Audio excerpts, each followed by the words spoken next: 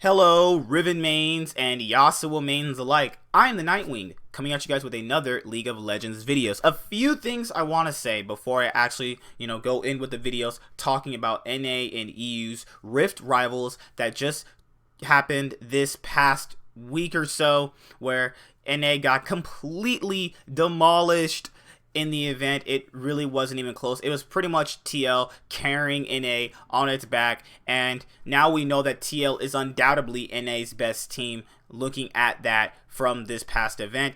And then we'll get into all that trolling for fun stuff, damned if you do, damned if you don't, because I don't know why the community looks at things like that certain ways, because it tends to be very hypocritical at very specific points, because you're not really being fair with your criticisms.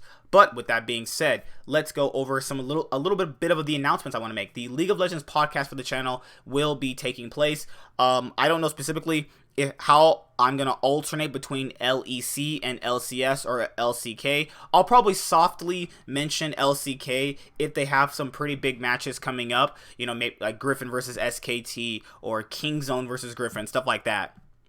Now with EU, it's going to be pretty easy incorporating that type of content into a podcast. Literally, you can just go over the LEC and LCS pretty much in like separate segments in general. And overall, yeah, I just want to kind of give you guys a little bit more content than I've been, actually not giving out on this channel, actually, because I feel like I've been kind of lacking. Even though I've been putting up content, I feel like I could be putting out more. I feel like I can be putting out something pretty much every other day, and that's what I'm going to be doing as per se on a schedule. You'll be getting some videos about teams, separately. I still thinking before I go to bed tonight, I might actually do another League of Legends video too, talking about one specific team and hoping that they can turn it around, because they are kind of a soft fan favorite in North America. If you guys kind of know what team I'm going to talk about, they finished 4th in spring, and that's the team I wanted to talk about before I actually, went into this video. Right now we have the LCK, LPL, VCS, and LMS Rift Rivals going on. I'll be giving my opinions on that event when it actually concludes, because unlike NA and EU's Rift Rivals, well, that one is actually competitive. Those teams are actually trying. They take it a little bit more differently than EU and NA, based off the culture of China, Korea, the Vietnamese region type as well, because obviously now the Vietnam is considered a major region as well, so they lump them in together with the LMS and the LCK and the LPL. But overall, it has been a treat to watch the LCK LPL Rift Rivals, as like watching the NA and EU one was just watching garbage. Now, aside from those announcements, let's talk about my rankings. So I did my rankings, I think, fairly well. I think I had Origin just a little bit too low. I was going off of what I had seen recently, the spring split form and stuff like that. I felt like Origin didn't really improve anywhere per se. Maybe I should have had them above Cloud9, and that's pretty much where they should have been. They shouldn't have been dead last, but I obviously, what did I say? I was looking at recent performance. They had just lost to Splice, obviously, but I think they show that they can still be a top tier team. But this is coming off of beating North America, who did not look good at all, so you still have to kind of take that with a grain of salt looking at the event, all things considered. You had Team Liquid showing off their Marvel sponsorship. Obviously, that jersey looks incredible. I'm not a Liquid fan, but I will eventually get that jersey. It looks incredible. Okay, I was pretty much right about where I had TSM. TSM looked like honest garbage. Yeah, they won one game. That was with Dan. And then when they played Fnatic did it with Broxa, it didn't look even close. So, TSM's only win came from Fnatic without Broxa, and a lot of people were like, if you put in Broxa, they're probably just going to easily destroy TSM, and that's personally true. And looking at TSM just in an isolation, and looking at the other teams, I'll do that in a second, is, man, I feel bad for Bjergsen, a super hardcore star player, and he easily, could be the best in the region, which he is, and he's shown that quite a bit of times. I still think that Jensen is the close second to him. There's a lot of people that say Jensen's not on the caliber of Bjergsen. I mean, you're wrong. It's okay. You're wrong, but it's okay. I mean, Jensen, just denied Bjergsen his first World last year, but, whatever. It doesn't matter, We're not going to look at what actually happened versus we're going to look at our delusion and think of delusion as right answers. It's okay. It's okay if you think that. You're wrong, but it's your opinion. I think that TSM really needs to buckle down on what they want to achieve. You know, the bot lane issue. Smoothie played really bad, guys. I'm not gonna lie here. I'm not trying to sound like some hater, but he played really bad. You know, him and Sven played pretty bad. The junglers played pretty bad. Broken Blade played as good as I expected. He played okay to good, but you're factoring in he always gets counter picks, so that can kind of also dilute what actually could make him look like a player that maybe he's not that certain type of way, but that's just an interesting notion to go off of. I feel bad for Bjergsen and Broken Blade. They're really trying. Going on off of Cloud9, I don't want to spend too much on this because I know people are going to be like, oh, Cloud9 didn't do so well as you anticipated. Well, yeah, when you can't really play the game because you're sick, that is obviously going to be a big thing. When you can't, I have tried. Have you really tried playing League when you're sick? When you have a sore throat or you feel like you're going to just like die? You know, I cannot if you can play League at the highest competitive level when you're sick, you come back to me and you actually win some games, then I'll believe you. But they were sick. People know they were sick. A lot of the professionals in the scene said they were sick, and literally you could see it in their players. They were not having a good time on stage. The only criticisms I have for them is that if they were sick this badly, and you could see it you could literally see it in the cameras aside from a few people, you know, was that maybe you have another team take your place. Ask Riot, hey, can another team take my place?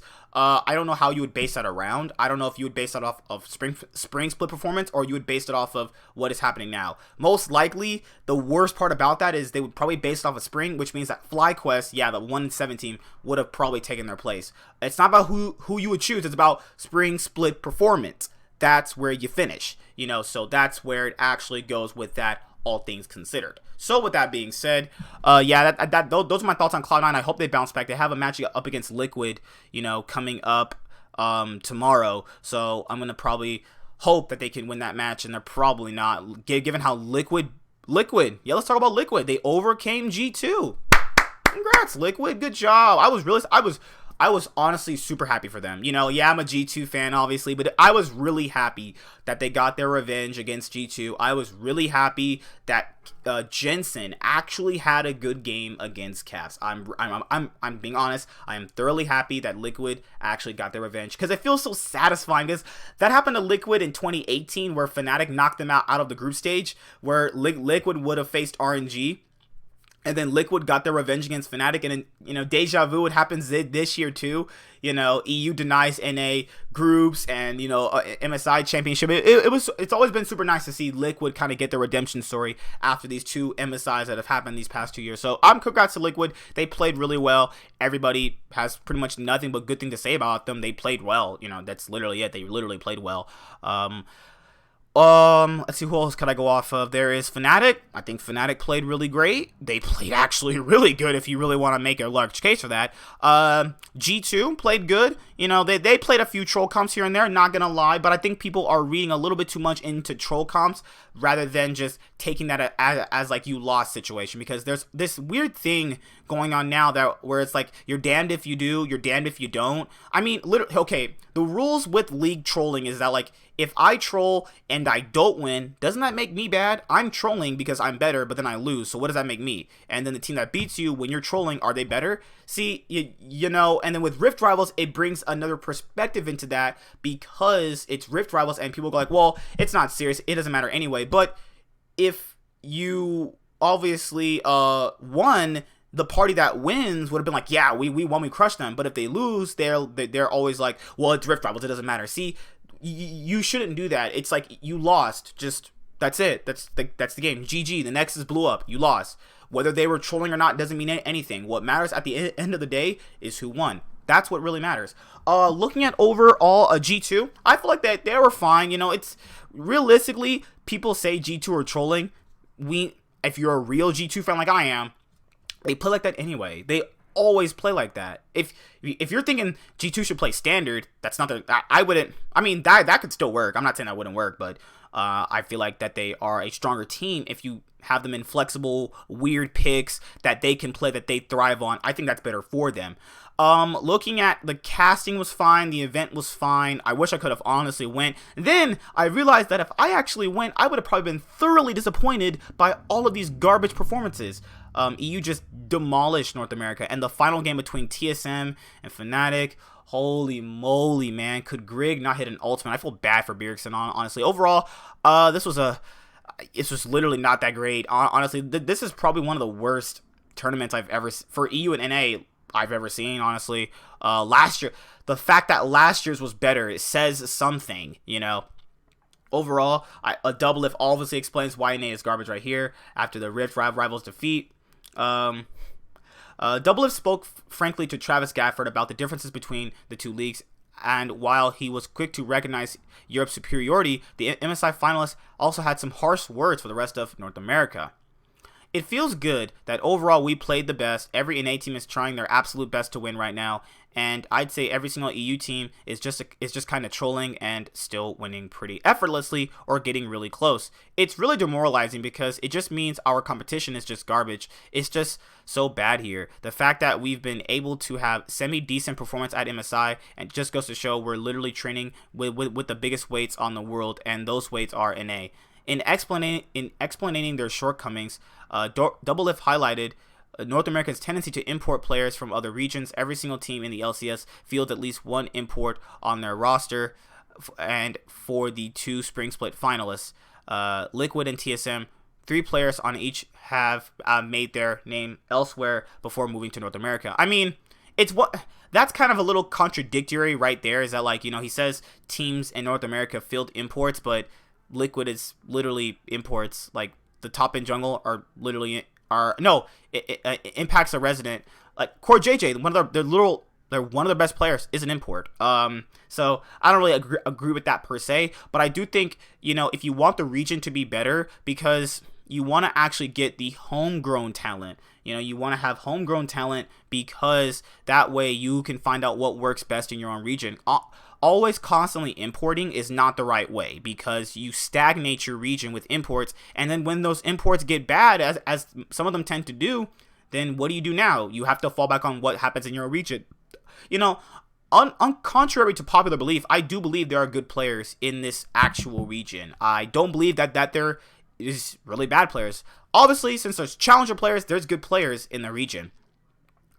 Whether they're one tricks you can kind of bend to playing against other people, other champions to broaden out their scope, there's always something that we can do. Like, let's look at Licorice, who is regarded as like one of the best NA top laners.